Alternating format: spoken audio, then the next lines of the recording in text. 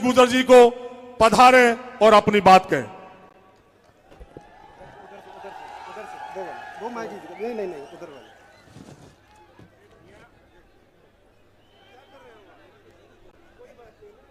आज बांदीकुई की धरती पे आपकी हमारी सबकी नेता, देश की जन जन की आवाज आदरणीय प्रियंका गांधी जी, पूरे राजस्थान के अंदर युवाओं और किसानों की आवाज आदरणीय सचिन पायलट जी, जिनके लिए हम सब आए, यहां से कांग्रेस के हमारे उम्मीदवार सम्मान्य मुरलीलाल मीणा जी, ममता भूपेश जी, अमृता धवन जी, गजराज खटाना जी, मंच पर उपस्थित सभी कांग्रेस के नेता, मेरे सामने बैठे हुए मेरे पिता तुल्य बड़े बुजुर्ग, नौजवान साथियों, मेरी माताओं और बहनों, आज आप सबके सामने जो प्रियंका गांधी जी यहां पर और सचिन पायलट जी कांग्रेस के हाथ के पक्ष में वोट मांगने के लिए आए हैं, वो सिर्फ कांग्रेस के हाथ के पक्ष में नहीं, बल्कि आने वाले समय के अंदर नरेंद्र मोदी जिस तरह से इस देश के अंदर संविधान बदलना चाहता है, जिस तरह से लोकतंत्र को खतरे में डालना चाहता है, उसके खिलाफ आप सब लोगों को जागृत करने के लिए आए हैं। मैं आपको एक ही बात कहूंगा, आज जहां जहां पर बीजेपी के लोग गांवों के अंदर घूम रहे हैं,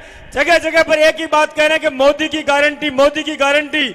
मैं आपसे पूछना चाहता हूं, अपने जीवन में अपनी पहली गारंटी आदमी अपनी पत्नी को देता है। नरेंद्र मोदी ने जसोदा बहन की गारंटी फेल कर दी, आपकी हमारी गारंटी क्या पास करेगा? इसलिए मैं आपको आज कहना चाहता हूं, आज मौका है आपके पास।